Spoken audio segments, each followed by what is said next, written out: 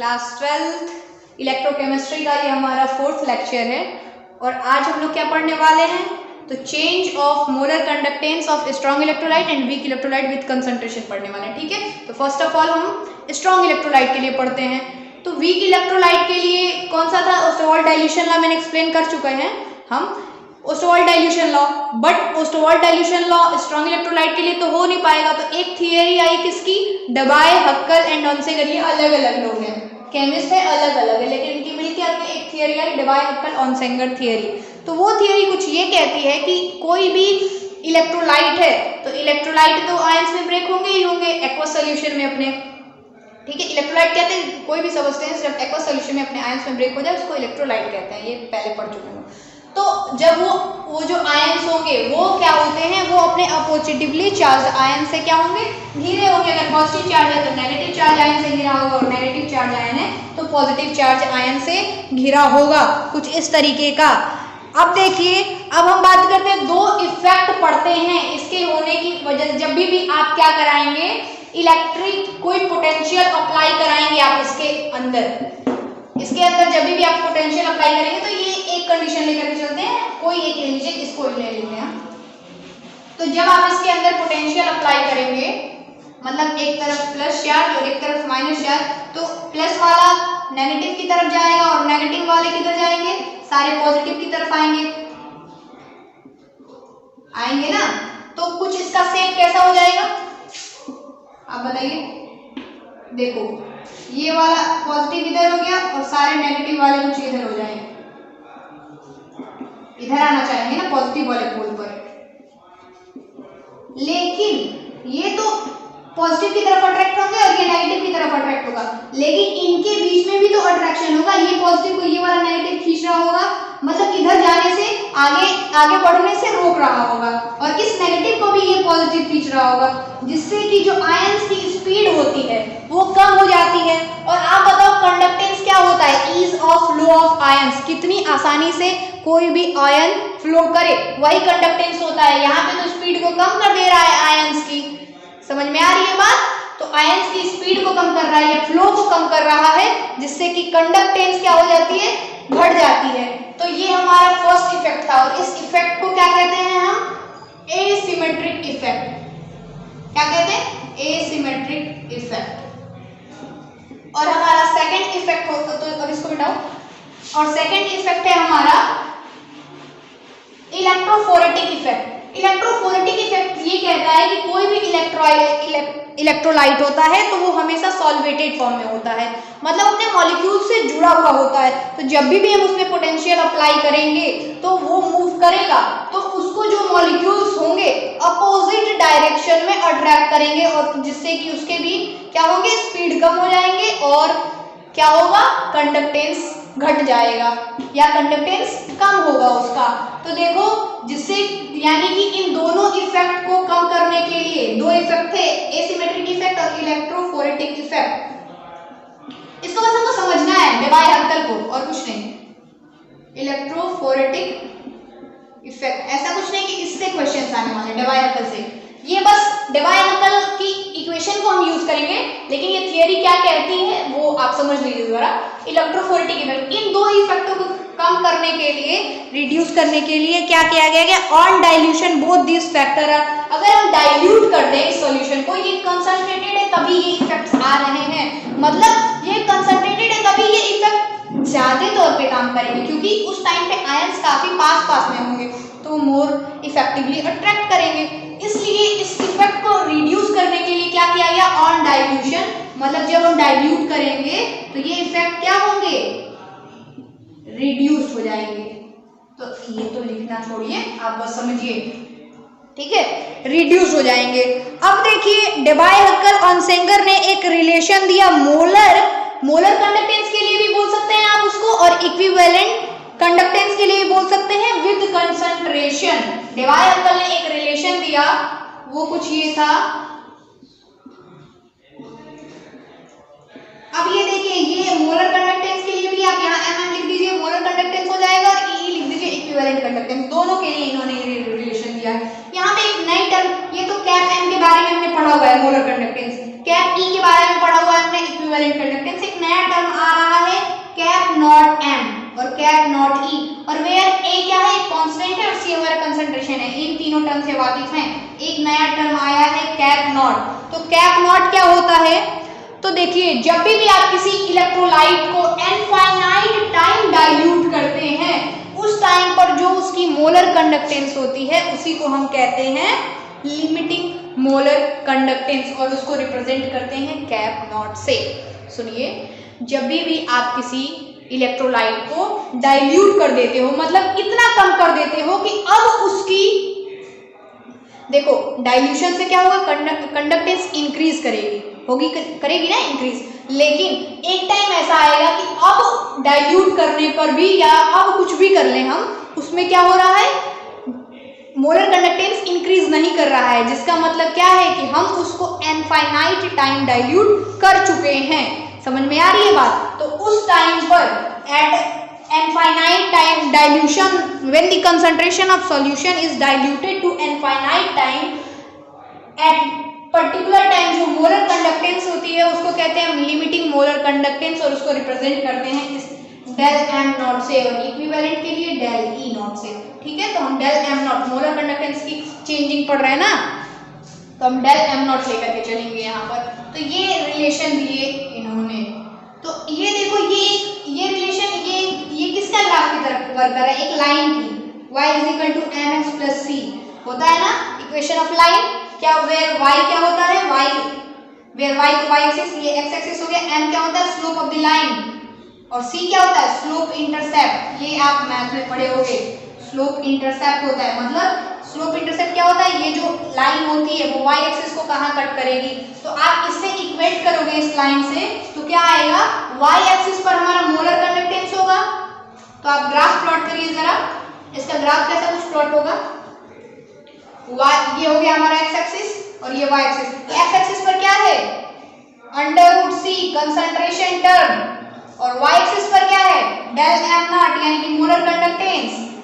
m क्या है slope, slope यहाँ पर क्या है -a, मतलब स्लोप क्या है नेगेटिव, मतलब कि स्लोप ऐसा कुछ बनेगा 90 जो थीटा होगी वो क्या होगी 90 डिग्री से अधिक होगी, तभी तो tan 90 से अबव की तो वैल्यू जो होती है वो नेगेटिव आएगी, यानी कि स्लोप कुछ इस तरीके का बनेगा। और हमको मालूम है कि जब हम कंसंट्रेशन इनफाइनाइट टाइम डाइल्यूट करने का मतलब क्या होगा कि उसके कंसंट्रेशन को हम क्या कर दे रहे हैं, जीरो कर दे रहे हैं, कंसंट्रेशन को जीरो कर रहे हैं। इनफाइनाइट टाइम डाइल्यूट करने का मतलब यही होगा ना, यानी कि जब कंसंट्रेशन जीरो होगा उस टाइम पे जो इसकी मोलर कंडक्टेंस होगी वही होगी हमारी लिमिटिंग मोलर कंडक्टेंस, यानी कि वो पॉइंट होगा हमारा डेल कैप एम नॉट। और ये क्या करेगी फाइनली, देखो स्लोप क्या कर रहा है, डिक्रीज कर रहा है, ये कुछ ऐसा बन जाएगा। ठीक है, तो ये किसके लिए है, ये फॉर स्ट्रॉन्ग इलेक्ट्रोलाइट के लिए है, जैसे कि HCl हो गया या NaCl हो गया, समझ में आ रहा है, या KCl हो गया, ये सारे स्ट्रॉन्ग इलेक्ट्रोलाइट्स के लिए ये ग्राफ आएगा। तो देखो स्ट्रॉन्ग इलेक्ट्रोलाइट के लिए हम फाइंड कर लेंगे मोलर कंडक्टेंस हर पॉइंट पर आप एक फाइंड कर लेंगे वैल्यू, हर एक कंसंट्रेशन टर्म पर हर एक मोलर कंडक्टेंस को फाइंड कर लेंगे। लेकिन हमको वीक इलेक्ट्रोलाइट में प्रॉब्लम्स आएंगी, तो वो देखते हैं कि वो प्रॉब्लम्स क्या है और उसको क्लियर कैसे किया गया है। चलिए, तो ये हो गया हमारा स्ट्रॉन्ग इलेक्ट्रोलाइट के लिए। अब हम बस स्ट्रॉन्ग के जगह पर चेंजिंग पढ़ेंगे वीक इलेक्ट्रोलाइट के लिए। तो वीक इलेक्ट्रोलाइट के लिए हमारे ओस्टवाल्ड जो थे केमिस्ट, उन्होंने दिया हुआ है Ostwald dilution law. Ostwald dilution law कहाँ से आया था, याद है ना आपको, डाइल्यूशन में क्या होता है, भूल गए, जब भी मान लो कोई इलेक्ट्रोलाइट है AB, तो वो किसमें एनायन और कैटायन में ब्रेक होगा। तो अगर मान लीजिए इसका कंसंट्रेशन T है एट ए टाइम T0 पर, और T इक्विलिब्रियम, मतलब जब ये इक्विलिब्रियम में प्रोसीड हो जाए, मतलब आयन से जिसमें ब्रेक हो जाए, तो मान लो C अल्फा ब्रेक हुआ आयन, इसमें कंसंट्रेशन टर्म, तो इसका क्या बचेगा C माइनस C अल्फा। तो जो डाइसोसिएशन कांस्टेंट होता है K की वैल्यू क्या होती है, रिएक्टेंट का कंसंट्रेशन का प्रोडक्ट अपन में प्रोडक्ट की कंसंट्रेशन का प्रोडक्ट अपन में रिएक्टेंट का, तो इसका हो जाएगा C अल्फा और इसका हो जाएगा C अल्फा, और यहाँ पर क्या होगा C माइनस C अल्फा, यहाँ से C स्क्वायर अल्फा स्क्वायर, यहाँ से C common 1 minus alpha, C से C स्क्वायर आप कट कर देंगे क्या आएगा C alpha square 1 minus alpha, ये आ गया के, ये आपको हम बता चुके हैं, इसलिए जल्दी जल्दी बता रहे हैं। अब देखो फॉर वीक इलेक्ट्रोलाइट के लिए जो डिग्री ऑफ डिसोसिएशन होता है वो मच लेस देन 1 होता है, मतलब 1 से काफी छोटा होता है, यानी कि आप 1 माइनस अल्फा को सिमिलरली लिख सकते हो 1, क्योंकि बहुत छोटी इकाई 1 से सब्ट्रैक्ट करोगे तो 1 ही आएगा ना, तो यहाँ से आप लिख सकते हो k is equal to c upon में अल्फा स्क्वायर, तो alpha square is equal to क्या आएगा, sorry k is equal to क्या लिखोगे c अल्फा स्क्वायर, तो alpha square is equal to क्या आएगा k अपॉन c, यानी alpha is equal to under root में k बाय c, तो इसको आप लिख सकते हो क्या, k is directly proportional to 1 upon में अंडर रूट c। तो यही तो हमारा ओस्टरवाल्ड डाइल्यूशन लॉ कहता है, जो dissociation constant alpha alpha dissociation constant होता है वो इनवर्सली प्रोपोर्शनल होता है कंसंट्रेशन के। तो देखिए according to ओस्टरवाल्ड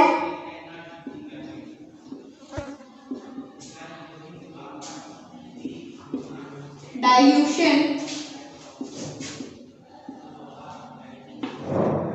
according to Ostwald dilution law हम कह सकते हैं dissociation constant is inversely proportional to concentration, और यहाँ से इसका कुछ ग्राफ हमको मिलेगा जब भी हम प्लॉट करेंगे, ये शार्प इंक्रीज करेगा। अब बताओ ये शार्प वहां पर क्या हो रहा था, वो शार्प इंक्रीज नहीं कर रहा था, वो धीरे धीरे बढ़ रहा था, लेकिन यहाँ पर क्या हो रहा है, अचानक से अभी इतना रह रहा है मोलर कंडक्टेंस और अचानक से ये इतना ज्यादा हो गया, एक ही पॉइंट पर ये इतना ज्यादा बढ़ गया। सोचो आप यहीं पर यहाँ था और नेक्स्ट इतने ही कंसंट्रेशन को कम किए हम, तो अचानक से ये पता नहीं कहाँ पहुंच गया, तुमको मिल भी नहीं रहा है। और इसकी एक और चीज, इसकी लिमिटिंग मोलर कंडक्टेंस हम नहीं फाइंड आउट कर पाएंगे। देखो कहीं कट कर रही है इस लाइन पर कि आप फाइंड आउट करोगे, जब कंसंट्रेशन इसका 0 होगा तो इसकी मोलर कंडक्टेंस आप फाइंड ही नहीं कर पाओगे, क्योंकि ये यहीं से ऊपर चला गया।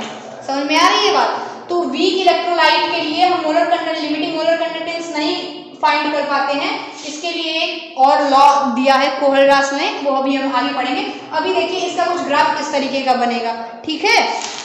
तो ये वीक इलेक्ट्रोलाइट के लिए हो गया। जैसे जैसे आप डाइल्यूशन करेंगे, डिग्री ऑफ डाइल्यूशन करेंगे मतलब कंसंट्रेशन को घटाएंगे, डिग्री ऑफ आयनाइजेशन क्या करेगी, इंक्रीज करेगी, और डिग्री ऑफ आयनाइजेशन इंक्रीज करेगी तो क्या होगा, डिग्री ऑफ आयनाइजेशन का इंक्रीज करने का मतलब क्या, कि आयनों में ब्रेक करना, उसका बढ़ना, और उसका बढ़ना मतलब आयंस अगर बढ़ेंगे, चार्ज कैरियर बढ़ेंगे तो कंडक्टेंस बढ़ेगा, यानी कि इसका घटना मतलब इसका इंक्रीज करना, और इसका इंक्रीज करना मतलब मोलर कंडक्टेंस का इंक्रीज करना। समझ में आई बात? अब आते हैं ये हम फाइंड नहीं कर पाते हैं, इसी को फाइंड करने के लिए एक कोहलरास थे, उन्होंने अपना एक लॉ दिया, कोहलरास लॉ।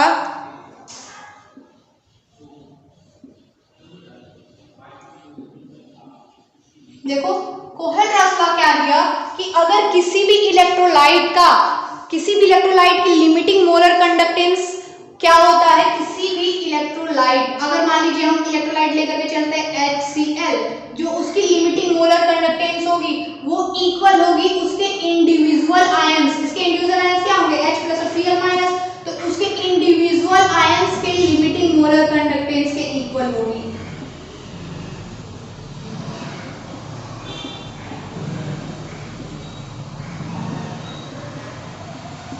बात समझ में आ रही है क्या कह रहा है? कोहलरास का ये कहता है कि किसी भी इलेक्ट्रोलाइट की molar conductance, limiting molar conductance equal होती है sum of individual contribution of anion and cation of electrolytes. तो इससे हम फाइंड कर लेंगे। तो इसका एप्लीकेशन मतलब कोहलरास लॉ का कहां-कहां यूज हुआ है देखो, तो इसका एप्लीकेशन पढ़ना, ये लॉ कहता है, इसको आप, यही लॉ है हमारा इंडिविजुअल, हम एग्जांपल लेकर के चले HCl ना, यहाँ पर आप A भी ले लो, A प्लस और B माइनस, ठीक है, ये हो गया। अब इस पर आप कोई भी एग्जांपल खुद कर लीजिएगा। देखिए इसका एप्लीकेशन है कोहलरास लॉ का यूज क्यों आया कोहलरास लॉ, तो यही वीक इलेक्ट्रोलाइट के मोलर कंडक्टेंस को निकालने के लिए। तो देखिए इसका पहला एप्लीकेशन है, एप्लीकेशन पढ़ रहे हैं हम कोहलरास लॉ का, तो इसमें फर्स्ट एप्लीकेशन हमारा यही है, क्या, calculate the molar conductance of weak electrolyte. क्या, calculate molar conductance of weak electrolyte. देखिए क्या हुआ, जैसे कि हमको निकालना है वीक इलेक्ट्रोलाइट, क्या है weak electrolyte CH3COOH, acetic acid हमारा क्या होता है, एक वीक इलेक्ट्रोलाइट होता है। इसकी हमको क्या निकालनी है, मोलर कंडक्टेंस निकालनी है, ये फाइंड करना है। तो देखो हमको इसकी स्ट्रॉन्ग इलेक्ट्रोलाइट की तो अपने आप पता चल जाती है, किससे, तो डेबाय-हर्कल-ऑनसेंगर इक्वेशन से। तो देखो हमको ये मालूम है CH3COONA ये एक स्ट्रॉन्ग इलेक्ट्रोलाइट है, इसका हमको वैल्यू गिवन है, कुछ भी वैल्यू है गिवन दिया हुआ है इसकी वैल्यू। वैसे ही del m naught HCl ये भी एक स्ट्रॉन्ग इलेक्ट्रोलाइट है, तो ये भी दी रहेगी या ये हमको मालूम चल जाएगा, ये दिया रहेगा। और del m naught NaCl इतनी सारी क्या है, ये तीनों गिवन्स हैं, ये ऐसे ही पता चल जाएगा। अब हमको ये फाइंड करना है, तो इनका यूज करके हम ये निकाल सकते हैं। और ये यूज कैसे करेंगे, कोहलरास लॉ पे यूज करेंगे बच्चा। ये देखो del m naught CH3COONA को आप क्या लिख सकते हो, मोलर कंडक्टेंस ऑफ दोनों के इंडिविजुअल आयंस, यानी कि यहाँ से क्या होगा CH3COO माइनस और plus del m naught H plus, समझ में आ रहा है। वैसे ही आप HCl को क्या लिख सकते हो, del m naught H plus plus del m Cl minus. वैसे ही NaCl को क्या लिख सकते हैं आप, इंडिविजुअल आयंस के फॉर्म में लिख सकते हैं ना, बात समझ में आ रही है। देखो सबके इंडिविजुअल के सम के बराबर कोहलरास लॉ कह रहा था हमारा, यहाँ पे लिख दे रहे हैं इसको। अगर एक इलेक्ट्रोलाइट है तो उसका क्या होता है, A plus plus del m naught B minus, ठीक है। तो देखो यहाँ से हम क्या करेंगे, हमको फाइंड क्या करना है, इसका मोलर कंडक्टेंस। तो आप इसका भी तो लिख सकते हैं del m naught CH3COO minus और plus del m naught NH plus H plus. तो हमको अगर इसकी वैल्यू और इसकी वैल्यू मिल जाए तो हम इन दोनों की वैल्यू को ऐड करेंगे तो हमको इस वीक इलेक्ट्रोलाइट की मोलर कंडक्टेंस मिल जाएगी। तो आप देखो ये गिवन है, मतलब ये इसको आप सॉल्व करोगे, हमको क्या चाहिए, हमको ये चाहिए और हमको H प्लस चाहिए बस। यानी कि हमको ये सॉरी ये Na है ना यहाँ पर Na, देखो तो जब भी मैं इन दोनों को आप ऐड कर दो, इन दोनों को ऐड करोगे तो क्या होगा, इन दोनों को ऐड कर दीजिए, इसको ऐड करेंगे तो क्या होगा, del m naught CH3COO minus plus del m naught Na plus, और क्या है, और ये भी है plus del m naught H plus और plus del m naught Cl minus. और ये लास्ट वाले को आप सब्ट्रैक्ट करिए इसमें से, किसको, लास्ट वाले को Na प्लस, तो ये भी क्या हो जाएगा, ये भी माइनस में आएगा ना, सब्ट्रैक्ट करेंगे तो del m naught Cl minus. देखो Na से Na कैंसिल हो गया, Cl से Cl कैंसिल हो गया, क्या बचा बस del m naught H plus और del m naught CH3COO minus. तो हमने क्या किया, हमने इसकी एक एक की वैल्यू नहीं गिवन है, हमको पूरे इसकी वैल्यू गिवन है, लेकिन हमने इधर सॉल्व करके इन दो की वैल्यू, अरे तो हमने किया क्या, इन दोनों को ऐड किया, दो इक्वेशन को ऐड किया, थर्ड वाले को सब्ट्रैक्ट किया। यानी कि हमको क्या करना है, del m naught CH3COONA plus del m naught HCl को ऐड करना है और माइनस क्या कर देना है, del m naught NaCl। तो हमारा उधर क्या कुछ आ जाएगा, उधर आएगा del m naught CH3COO minus plus del m naught H plus, और इसी की वैल्यू पुट कर देंगे यहाँ, तो हमको इसकी मिल जाएगी। तो ये हो गया हमारा एप्लीकेशन नंबर फर्स्ट की, मोलर कंडक्टेंस निकाल लेते हैं वीक इलेक्ट्रोलाइट के लिए। अब देखो सेकंड है हमारा, ये molar conductance, limiting molar conductance का हम यूज डाइसोसिएशन के लिए भी करते हैं। हमारा अल्फा से भी एक रिलेशन है। सेकंड है हमारा calculation of degree of dissociation, हम DOD लिख रहे हैं, degree of dissociation DOD, degree of dissociation से भी रिलेशन है एंड डाइसोसिएशन कांस्टेंट से भी, जो K था ना, क्या डाइसोसिएशन कांस्टेंट उससे भी रिलेशन गिवन है। देखिए अल्फा इज इक्वल टू क्या होता है, किसी भी मोलर कंडक्टेंस एट किसी कंसंट्रेशन पर अपॉन में उसकी लिमिटिंग मोलर कंडक्टेंस होती है, समझ में आई। और ये इक्विवेलेंट कंडक्टेंस के लिए भी होगा किसी भी कंसंट्रेशन पर, और एट अ कंसंट्रेशन 0, तभी तो ये क्या होता है, इनफाइनाइट होता है। तो किसी भी कंसंट्रेशन टर्म में और इनफाइनाइट डाइल्यूशन पे, या कह सकते हैं कंसंट्रेशन 0 पर जो रेशियो होता है वही होता है डिग्री ऑफ डाइसोसिएशन। तो देखिए अब इसमें कोहेलरॉस लॉ का क्या यूज है, तो आप इसको लिख सकते हैं ना, आप इसको तोड़ लीजिए according to Kohlrausch law, according to क्या, कोहेलरॉस लॉ,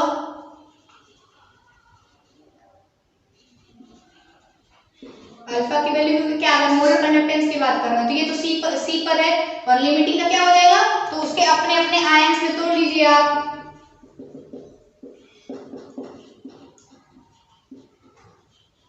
समझ में आ रहा है, तो ये हमने कोहेलरॉस का यूज किया।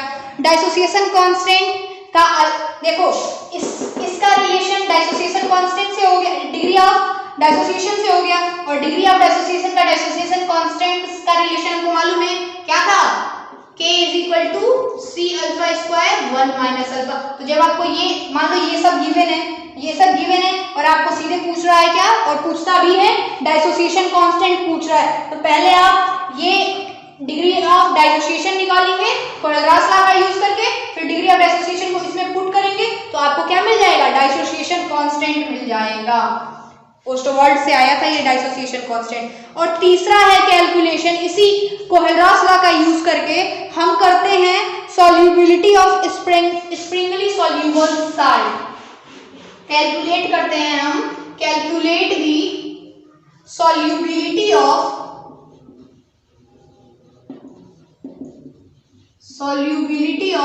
Sprüngli soluble salt. क्या होगा, तो देखो मोलर कंडक्टेंस क्या होता है, कप्पा × 1000 बाय m, या मैं इक्विवेलेंट कंडक्टेंस क्या होता है, कप्पा × 1000 अपॉन n। जब भी लिमिटिंग मोलर कंडक्टेंस की बात होगी तो ये जो मोलैरिटी है वही हो जाएगी हमारी सॉल्युबिलिटी हो जाएगी। जब यहाँ पर लिमिटिंग मोलर, तो सॉल्युबिलिटी निकालना रहेगा तो आप क्या कर देंगे, सॉल्युबिलिटी आपको निकालना रहेगा तो निकालना ही दोगे, कप्पा × 1000 और ये जाएगा नीचे, और कोहेलरॉस लॉ से आप इसके आयंस में ब्रेक कर देंगे तो यहाँ से आ जाएगा कप्पा × 1000 अपॉन में क्या होगा, del m a plus del m b minus, मतलब आयंस में ब्रेक करके लिमिटिंग। तो ये क्या हो गया, सॉल्युबिलिटी। आप यहाँ से क्या निकाल लेंगे, सॉल्युबिलिटी भी फाइंड कर लेंगे। तो देखो अब इसी पर क्वेश्चंस हैं, क्वेश्चंस हम नेक्स्ट लेक्चर में आपको प्रॉब्लम्स को कुछ करा देंगे, इसके कुछ क्वेश्चंस। उसके बाद हमको पढ़ना है सेल के बारे में, ठीक है। कुछ सेल्स आपके इस चैप्टर से रिड्यूस भी हो चुके हैं तो उसको हम बता देंगे कौन कौन सा रिड्यूस हुआ है, ठीक है। Thank you.